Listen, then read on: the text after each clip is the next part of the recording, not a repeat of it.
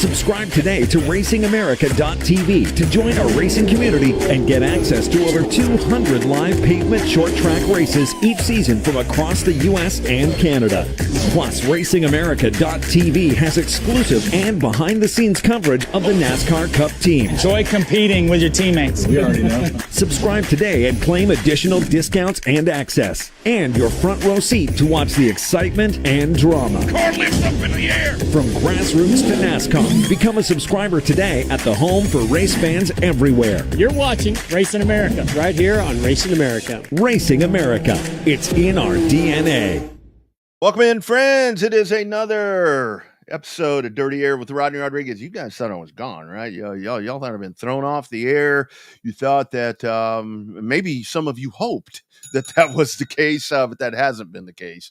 It's been a case of there have been a lot of racing events that have been going on, and there's really no need to drop a show on Thursday or do one live when you're going to have an event that you're going head-to-head with. And nobody wants to see me when you can see Bubba Pollard and you can see Ty Majeski and you can see Casey Roderick and you can see all these guys. But it's great to be back with you guys on a Thursday. Looking forward to a fun program here this Thursday afternoon, as we dive in with a little bit of dirty air. Clean air is good. Times like this, dirty air just a tad bit better. Dirty air is where the short trackers gather. Dirty Air, as always, presented by On Demand Shirts in San Antonio, Texas. That, of course, is the official apparel provider of Dirty Air T-shirts. You can actually go into the description if you want some of this gear, and you can order that, and they'll drop it to you right on your doorstep. Of course, audiovisual consultations in Round Rock, Texas, another proud partner and supporter of Dirty Air and the RPM Media Network. So super excited. Tom McKay and that group coming in.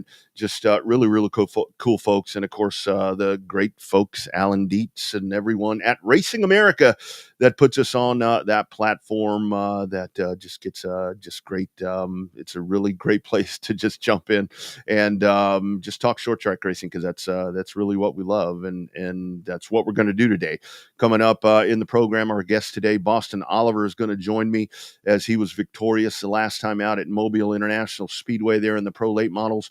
You've got the Show Me the Money Pro Late Model race at Montgomery. And, of course, Pro Late Models is one of those series where you get a lot of, I've talked about it in the past, to where it, over on the dirt side, because here in Texas, working a lot of dirt track shows and so forth, dirt tracks, I really watched where you've had a resurgence of modifieds, of big mods, of IMCA modifieds have really made a comeback here. And you've got what you have here. You have an IMCA sport mod or a limited modified, depending on what you want to call it.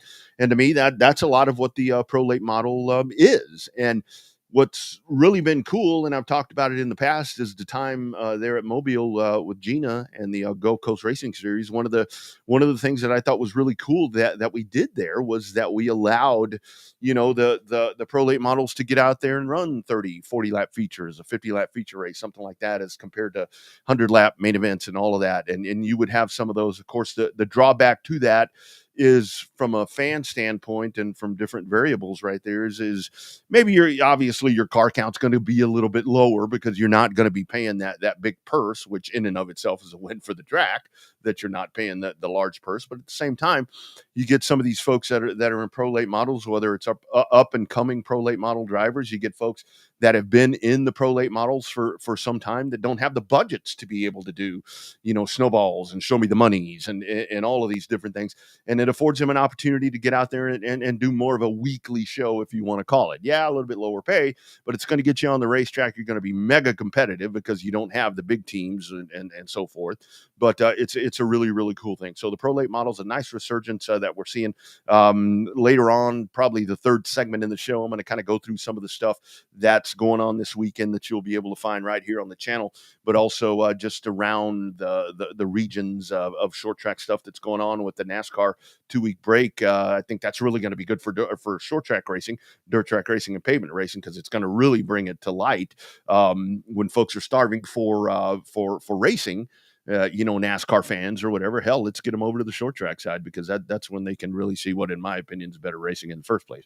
But talking about the Pro Late models, of course, with that, Boston, we're going to talk to him in just a little bit. But of course, one of the things that I think is really cool this year is that you do have the Pro Late Model Challenge, which is presented by our friends over at Rogers Dav Chevrolet. And it's a combination there of, 4 really great racetracks. You got Montgomery, you got Five Flags, you got Nashville, and then you got MIS. So all of those tracks right there, $5,000 minimum that's going to go to the champion. So that right there is just kind of a side portion of the year for Pro Late models. So I think that's something, and we'll really start digging into that, because you can see some of those dates have already passed, but we're getting into, I'm especially looking forward to the back-to-back right there. You see at Five Flags, you got the August 23rd race, and then over to Mobile on August 24th. And you've got a lot of these guys and ladies that are predominantly Mobile and Pensacola drivers. So I think that as that thing continues to work itself out, and we get towards the end of the year, that that $5,000 right there, that's going to go a long way to some of these teams as they start preparing for 2025 and with whatever they're going to do with their budgets. Again, after the little bit of a layoff, we will continue our 2024 short track spotlight. You can email me at dirtyairracingshow@gmail.com. Just in the subject line, put the name of your racetrack and put short track spotlight or put something like that. Because I get emails in there, and a lot of times stuff will get by me because there's no subject, or spam, for crying out loud. I love spam. I'm one of those guys that the original spam, I'm old enough that back in the day when I was a kid, you give me a little bread, a little mustard, and you give me the spam where you had to have the key. And you would you had to peel the can open, of spam, and you just ate that stuff. I know a lot of people like to fry their spam, and they like to do whatever, man. I raw dog that stuff. It is like, I will just eat that stuff, slice it all up with some pickles and some mustard and some bread, and I am good. That kind of spam I like. But when it comes to dirtyairracingshow@gmail.com, I'm not the biggest fan of spam in that, because then at times I will happen to miss stuff. So be sure and put some title in there. That way I know exactly what you're sending me, and we can showcase your racing track. I would love to do that, because that's what the show is all about. Like I said, it's where the short trackers gather, and that's what I do. I just like to promote short track racing. Before we dive in and get rolling here, I do want to give some heartfelt thoughts to my friend Owen Pittman. Of course, he is the promoter over at Houston Motorsports Park at the HMP Oval. A little bit of some health news. You folks that are checking in from Texas probably saw that on Facebook. No need for me to go into details about that. But as you're sitting there and you're having your thoughts, and you have your private time where you go and you're hoping good things for people, please keep one of my best friends, Owen Pittman, in your thoughts, because he's about to be in a battle right now that's it's going to take a little bit. But Owen's a fighter, and he's got a good team that are going to help him through it. Coming up, Boston Oliver is going to join us later on in the show. I'll give you my thoughts on Indianapolis and what we saw with that. Then we'll take a look at the calendar of what's coming up this weekend, not only on Racing America, but among other short track venues and places around here. Clean air is good. Times like this, 6 o'clock Central, 7 o'clock Eastern. Dirty air is just a tad bit better, because you know what this place is. This is where the short trackers gather. It's Dirty Air. You guys stick around. We'll get rolling. Boston Oliver coming up. The biggest stars. I enjoyed it. I felt good out there. I would love to come here and race. And the inside info. This is the T-bar setup. This clips into the bottom of the cam lock. The only fast channel powered by the NASCAR Cup team owners who know all about speed. How am I even going to drive for 3.5 hours without having a radio in the car? The most NASCAR team content anywhere. Climb on board. Communication is key in the racing world. When it comes to at-the-track communications, there is only one place to call. Racing Electronics is the #1 source for professional race communications worldwide. Over 20 years in the business proves their dedication to the sport. With every driver and crew communication, two-way radios and headsets, scanners and more, Racing Electronics is a one-stop communication source for all your motorsports needs. Before the green flag flies, make sure you have all your team communication gear from Racing Electronics. Stop by and see a Racing Electronics representative at the track near you. Visit their showroom in Concord, North Carolina, or order online at racingelectronics.com. 51st Annual Bar Harbor Bank and Trust Oxford 250 returns to Oxford Plains Speedway with 3 big days of racing August 23rd through 25th. See past Super Late Model Hot Shoes battle for a chance at $50,000 to win Sunday, August 25th. Plus, racing for ACT Late Models, New England Super Modifieds, and more. It's the 51st Annual Oxford 250, August 23rd through 25th, and you can see it only on Racing America.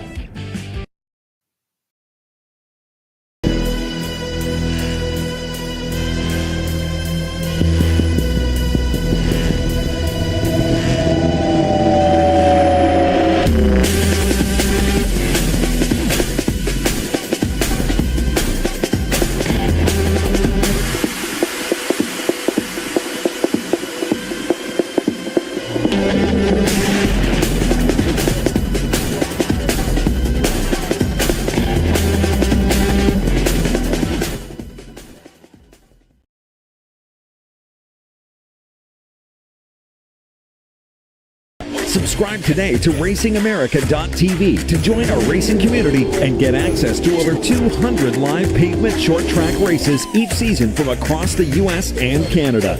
Plus, RacingAmerica.tv has exclusive and behind-the-scenes coverage of the NASCAR Cup team. Enjoy competing with your teammates. We already know. Subscribe today and claim additional discounts and access. And your front row seat to watch the excitement and drama. Car lifts up in the air. From grassroots to NASCAR, become a subscriber today at the home for race fans everywhere. You're watching Racing America right here on Racing America. Racing America.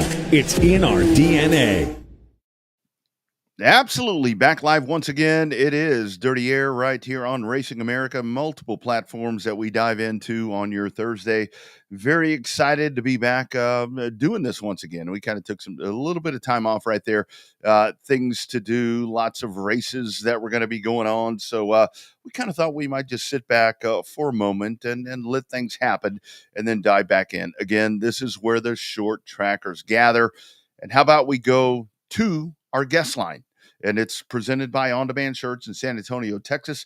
They are the folks that take care of Dirty Air, Revved Up, and all the different places that you might find my stuff. And we welcome in for the first time on Dirty Air, it is our man, Boston Oliver. Boston, how we doing, sir? Great. How are you doing, sir? I'm doing well. Thank you for taking the time and being a part of the program. So let's dive in here because for me, I mean, obviously the one thing that I love is short track racing. When we get to talk about, pro late models and so forth, I want to go back to the race at Mobile. Kind of take me through that race there at MIS. What a race that was. You end up in victory lane right there. Take us through that weekend of what you did right there. Yes, sir. So we got down there. It was an awesome weekend just by itself. It was my first time ever being in Mobile and racing. So Wow. we got down. We practiced. We were pretty good in practice, really stout. And come Saturday, we qualified 4th and then got up to the lead and just kept our eyes forward and never looked back. Yeah, no doubt about that. And kind of talk about that part because when it comes to diving into these cars, Mobile is not the easiest thing to kind of dive into. I mean, that kind of talk about the tendencies of that place. I mean, she's an old girl and she can be kind of rough sometimes. Yes, sir. She can really get you where they got that. It's like a flat coming off the corner and it's down the straightaway. But you can use that too, which is what I used. I could use it to just get around the track. It was just, I liked Mobile because it's different. It's different from any other track. Yeah. Boston, talk about that part because that's one thing, in the time that I was actually working there at MIS, I always thought that was really cool. I mean, not really cool for you guys behind the wheel, but You come out of turn 4 and that thing just flattens out. I mean, it's like a pancake coming out of turn 4, and it's kind of like that dirt track cushion that Yeah. that never leaves. That's just sitting right there when you're hauling tail out of turn 4. Yes, sir. You should get your right sides up there, and you're perfect. Now, sometimes if you're loose, you can just chase it up the hill and get it on the flat, and then chase it back down, going off in the corner. And yeah, it was just awesome. I remember the first time I was out there, I didn't know if you could, if it would help you, if it would hurt you. And then Kurt was like, "Yeah, just use it if you need to. It'll help you too."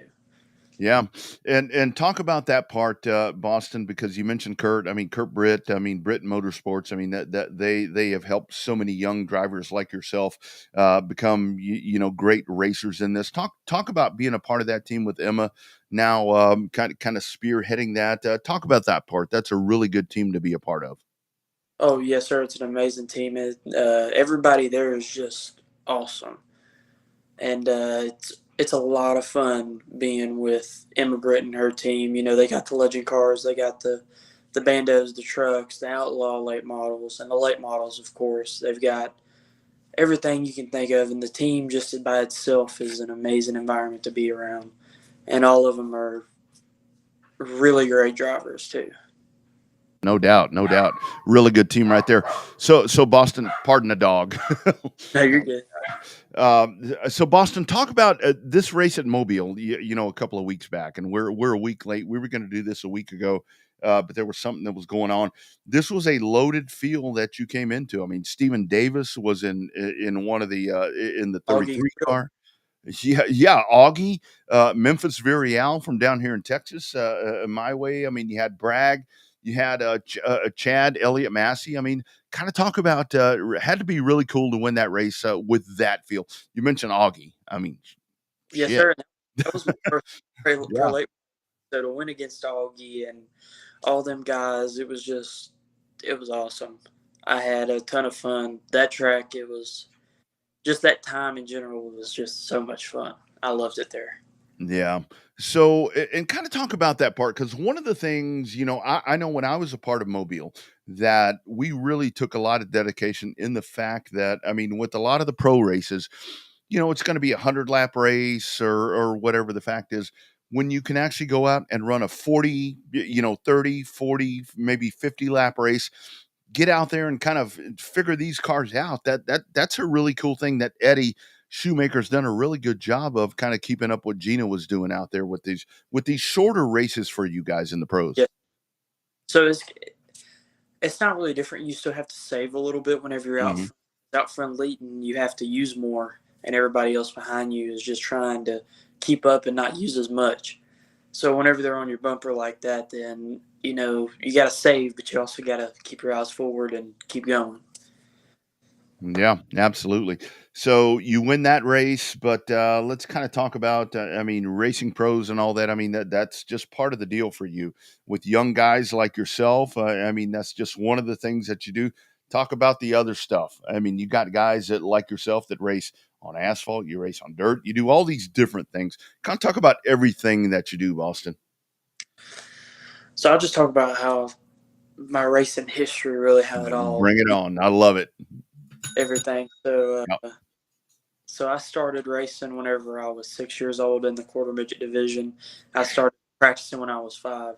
I raced those for about 4 years, and then moved up to a legend car. Raced a legend car for 2 years, and I had an amazing time in the legend cars. They were a lot of fun. And then moved up to the late models, and that's where it is right now. I raced at Nashville for the first 2 seasons, and then ran the Snowflake my first or second season in the late model. And we unfortunately didn't make the first time we went down there, but the second time we made it. Wow. And Boston, how important is that in your opinion? Because you get a lot of guys that they can kind of go around the go-karts and legends and bandoleros and all these different things. But I think it's really cool when you get guys like yourself that get to race in those divisions. You learn how to drive. I mean, you learn a lot of skills in those divisions. Kind of talk to that that part where it's like, I mean, if you can dive right into a late model, that's great. But going through the ranks, still really cool, in my opinion. Yes, sir. Well, obviously, I got to race against Carson Hocevar in the quarter Yeah. midget. You going from the quarter midgets, you really get to race against all the big name guys because that's where all the big name guys come from. That's where everybody started. That has a big name. You know, Joey Logano raced them, Mm-hmm. and then in legend cars, Kyle Busch raced them. And there's a bunch of competition that's in both of those, and it taught me how to just race or be the best that I could. Yeah, yeah. Is that one of those things where, I mean, I know if somebody walks up and they hand you a check and it's like, go late model racing, go pro, go super or whatever. But I mean, I really think I'm an old race car driver myself. I never got to do quarter midgets. I never got to do any of that. But if you get to do quarter midgets and legends and all that, isn't that really the way to learn how to race? Yes, sir. That's the way for sure because you get to go through the ranks and you get Yeah. to. Quarter midgets has like 10 different divisions that you can choose from. You know, there's junior Honda, there's senior Honda, heavy Honda, World Formula. And there's all different kinds in there, and it just teaches a little kid how to race. And that's where I learned how to race. Yeah, no doubt. So for you, when you win that race at Mobile, you win that pro race, and it was a good one. It was a really good one. I mean, how gratifying to pull into victory lane there. I mean, because Mobile is one of those tracks where you look at the hallowed grounds of short track racing. Man, you come pulling in there, you got the trophy and all that stuff. I mean, how cool was that to win at MIS? You know, it was really awesome. I didn't even think that it was real, to be honest, Yeah. because that was my first ever time pulling into victory lane with a pro late model. Wow. My first time ever being at Mobile, so it just made it 10 times more special. And it was awesome. That's all you can really say about that. It was just awesome. And, you know, it was just awesome pulling into victory lane there against big name guys. Yeah. Yeah. Really big name guys, really big name. So you get that done. I mean, here we are. They say the Olympic break, but short track racing does not stop. What's on tap for you here as we kind of get to the end of July, moving forward? What all do you have on your schedule? Well, you know, we're gonna race more races at Cordell, a couple more in Mobile too. We're gonna race there, and really anywhere we can go. That's on the schedule. Really, just any track because Kurt he has taken me everywhere and letting me race his car at different tracks. So it's just an awesome. Yeah, we're just going wherever's next. That's where we're gonna go. Isn't that a cool thing when you have somebody that says, "Hey, we're going to Cordele, we're going to Mobile, we're going to Pensacola." You just kind of show up. I mean, Yes. that's got to be a really cool thing for you. Yeah, I'll go down there and I'll work on the car with them, and that's something I love to do. Is I love working on them. I love learning about every part, every piece I can. And I'm glad you mentioned that. And this will be the last thing that I ask you here on Dirty Air is we get so many guys that they have opportunities to race and do things, but you do like that part. I mean, working on the car. I mean, to me, I mean that was always one of the biggest things to try to figure things out and try to do things to the car that would make it faster. In my opinion, you in the driver's seat, you're the one that can make adjustments and tell people, do this or do that, and it's going to make the car faster. Isn't that it's kind of a lost art for young folks these days, to where it's like give me something, let me get my hands dirty. And you seem to be very open to doing that. Oh yes, sir. I love getting out there, helping and learning. I love helping setting them up. I love Oh, sitting there. I love working on them. That's what it is. I like to work. I don't want it just handed to me. I want to work for it. yeah, that's super awesome. Boston, way to go, man. Way to win there at Mobile. Looking forward to the rest of the year. I'm sure I'm going to run into you at one of these places as we dig further into the season. Good job out there. Keep doing it to it, man. And congratulations. Winner at Mobile, man. Yeah, I like to thank some people. Yeah. Go ahead. Nature Coast Electric, South Alabama Plumbing, Brian Cagle Grading, and Keystone Recognition, and Logan Biggin, and obviously Kurt and Mr. Jim and Lenny for all their hard work in the shop. Spencer Bragg, Madison Bragg, and Charlie for everything that they do for me in this race. Boston, isn't that the thing to where it's like when you get guys that they come out and they have a lot of funds and they do all these different things and they have a big sponsor that may be able to help them with whatever. Sometimes when it gets to guys like you, it takes an army, a small army of people that just believe in you and help you do this. Isn't that pretty much what you guys are doing right now? Yes, sir. Kurt Britt and Immigrant Motorsports, they've believed in me since day one. So big thank you to them. Kurt Britt and Immigrant Racing is the best that you can really get. And if it wasn't for them, I probably wouldn't be able to be this good this year, and probably wouldn't be racing this year without them. Yep, no doubt about it. Boston, way to go, my man. I know I'll see you soon, like I was talking about a while ago. Congratulations, and keep doing it, buddy. Proud of what you're doing. Thank you, sir. Absolutely. Be well. Dirty Air continues in just a moment. Good stuff right there from Boston Oliver.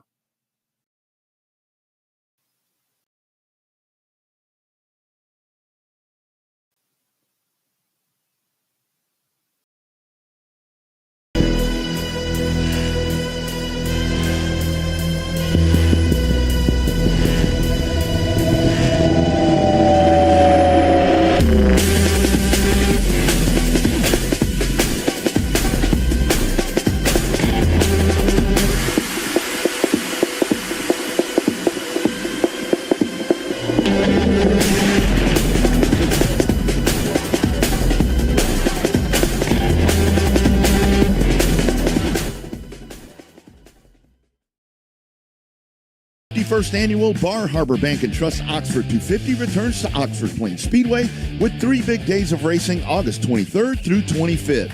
See past Super Late Model Hot Shoes battle for a chance at $50,000 to win Sunday, August 25th. Plus, racing for ACT Late Models, New England Super Modifieds, and more. It's the 51st annual Oxford 250, August 23rd through 25th, and you can see it only on Racing America. The biggest stars. I enjoyed it. I felt good out there. I would love to come here and race. And the inside info. This is the T-bar setup. This clips into the bottom of the cam lock. The only fast channel powered by the NASCAR Cup team owners who know all about speed. How am I even going to drive for 3.5 hours without having a radio in the car? The most NASCAR team content anywhere. Climb on board. Communication is key in the racing world. When it comes to at-the-track communications, there is only one place to call. Racing Electronics is the #1 source for professional race communications worldwide. Over 20 years in the business proves their dedication to the sport. With every driver and crew communication, two-way radios and headsets, scanners and more, Racing Electronics is a one-stop communication source for all your motorsports needs. Before the green flag flies, make sure you have all your team communication gear from Racing Electronics. Stop by and see a Racing Electronics representative at the track near you. Visit their showroom in Concord, North Carolina, or order online at racingelectronics.com.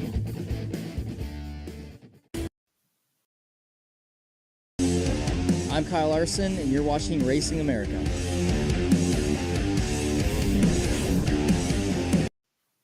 Dirty Air rolls on, another Thursday episode. Good to be back on the air again. Like I was talking about, there's a little break. And of course, as I mentioned in that first segment, never a really bad thing when you have to take a little bit of time off because you've got so much great short track racing that's going on Thursdays. But we're here and we're going to start getting these things done for you.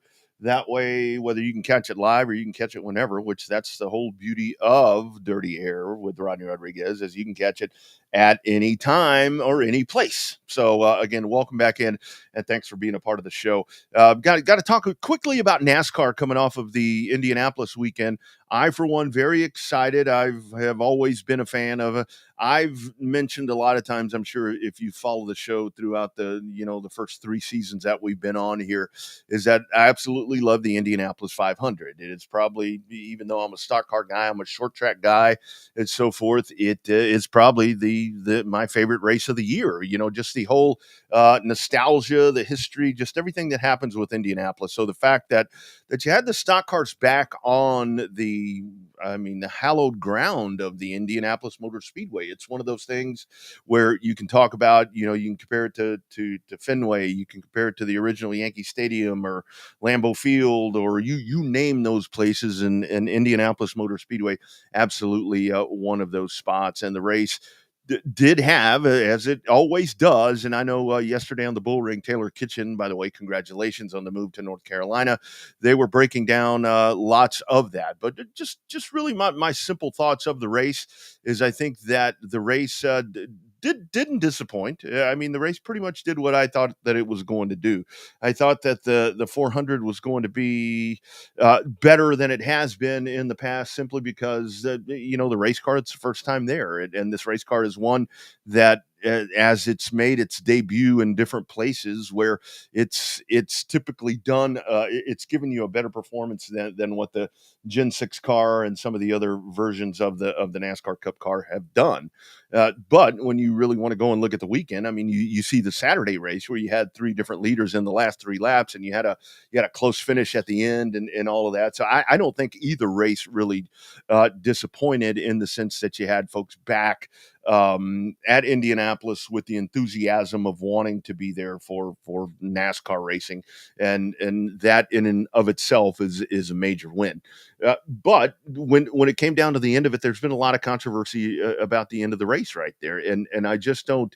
I understand the frustration from Ryan Blaney with the way that the race ended right there, but there's nothing strange about any of that scenario whatsoever. When you have someone that drops out, I have sat on the grid before, and again, as a short track racer in a street stock or a super stock division or something like that, a lot of racetracks, you want to be on the inside. If you get an outside starting position, it's like, oh man, I've got a lot of work to do because the inside groove is going to be the preferred groove.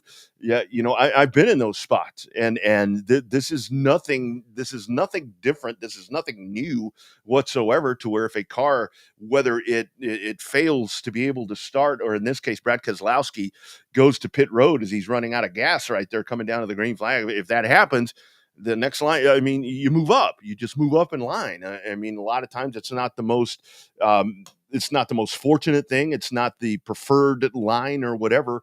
It was still Blaney that was the control car, which I don't know if that was a question or not. I got lost a little bit in some of the translation right there with some of the back and forth and everything that was happening there, but Blaney was a control car. This was the right thing to do, where Larson moves up and you go. And you absolutely are not going to wave off.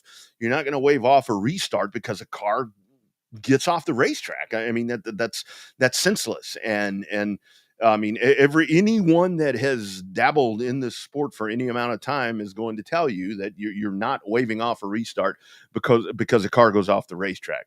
Keselowski runs out of gas and bottlenecks the fuel going through turns 3 and 4. And you start piling them in and crashing and all that, yeah, you're going to re-rack and restack and do all the different things right there. But because he goes off the track, you're not going to wave off a start. So that part right there, I don't see that was an error in anything that NASCAR did, or the way that race was called right there. And then with the end of the race, obviously NASCAR wants to give the fans, you want a green flag finish. You want them racing back to the line. And when you have the overtime rule, which again, this isn't anything that is foreign or anything that is new to anything. You take the white flag and the next flag is going to end it. And the next flag was a caution flag. When you had the 41 car, when Priest gets turned sideways and he's sitting there, and I was joking with my dirt track friends that were, and this goes for the pavement people too. I'm not just picking on dirt track people right here, but it's like, I'm waiting for them. As soon as they throw that yellow rag out, the car's going to mysteriously start up and take off like you short trackers do. And I'm talking to you people. You know who you are. I'll ring the bell for you on that one. But that became a point where I found out from some of the insiders in that situation, which you really look at it, and Priest was trying to get the car moving. I mean, you can see Priest trying to fire the car and trying to get the thing moving. It's lunging around and it's moving forward. Everybody was on fuel runs right there. Priest ran out of gas. The damn thing's not going to start. And NASCAR had to throw the yellow, and I guarantee you that was not something that NASCAR wanted to do. I mean, say what you want to say about NASCAR, but they absolutely do not want their races in under caution. I mean, especially in an event like that, where you've got a good crowd, you've got somewhere hovering around 70,000 people, which that's been the other thing is there wasn't anybody there. Well, yeah, compared to the Indy 500, yes, there was nobody there, but compared to Brickyard 400s prior, that was a very, very good crowd, and I think they were entertained to a very great product that they saw there with the 400. But yeah, it was a chronology of events right there at the end of that race, but there's nothing. I don't feel that anybody did anything in error to where something needs to go back and be reviewed and something needed to be done different. I think it ended the way it should, other than the fact that had Priest been able to get the car going, it would have been nice to have a green flag finish. NASCAR on break for 2 weeks, which is really odd. So now you've got 3 off weekends, 3 bye weeks that you have for NASCAR, as with the Olympic coverage, which has already started today, by the way, or yesterday, I guess it was, on the NBC Family Network. So you won't have any NASCAR, so you'll have Olympic coverage. But one thing that you definitely will have is you're going to have an abundance of short track racing. I can tell you on Racing America, where this show airs, among other places, you're going to have lots and lots of content that will be beginning tomorrow on Friday. I'm going to let the voice guy tell you, here's what you have to look forward to this weekend on Racing America. TV is the place for you to be this weekend. It begins Friday night with the JEG CRA All-Stars and Vors Compacts at Toledo. Then it's a loaded Saturday of short track racing with the ROC Modifieds at Holland, the Show Me the Money Pro Late Models at Montgomery, and a double bill at White Mountain for the Walls Platinum Late Models and Monaco Modified Tri-Track Series. It's all part of an action-packed weekend on RacingAmerica.tv. And not only that, of course, one of the coolest events that you're going to have, one of the coolest events of the season. And I don't care I don't care what brand of racing is your flavor, but of course, our friends over on Flow this weekend, you will be at Hickory and you will have the Throwback 276 for the Cars Tour, which you're blending a lot of really cool things right there. The 2 coolest of them all. One being you get the throwback schemes, you get all of the really cool stuff. I guess it's actually 3 things. You get the throwback schemes, you get all of those really cool liveries, as they call them in Formula One. And as Ken Squire used to say, you'll have all of those with the Cars Tour. 2, you're going to be racing at Hickory, which in and of itself, we talk about hallowed grounds and really, really cool places to race. There are short tracks. Hickory is definitely one of them. And number 3, on top of that is, I mean, but seriously, the Hickory thing is a really big deal. And the third thing is the Cars Tour. I mean, you watch most of these events, these late model stock car events with the Cars Tour, and they rarely disappoint. You're going to have a star-studded field of drivers that will be in this event, and they will race this thing out 276 laps at Hickory, and that's going to be on Saturday. That's our friends over on Flow Sports. So be sure and check that out if you're not checking out the Racing America stuff. And of course, as you can do with all of these streaming platforms, you can watch the things that you got on Racing America. You can flip over to Flow and see what's going on. I tell you that you could flip over to my friends at Race On in the Texas area, but hell, there's no racing in Texas. Actually, you've got the King of the Hill race that's going to be coming up, and that's a factory stock race.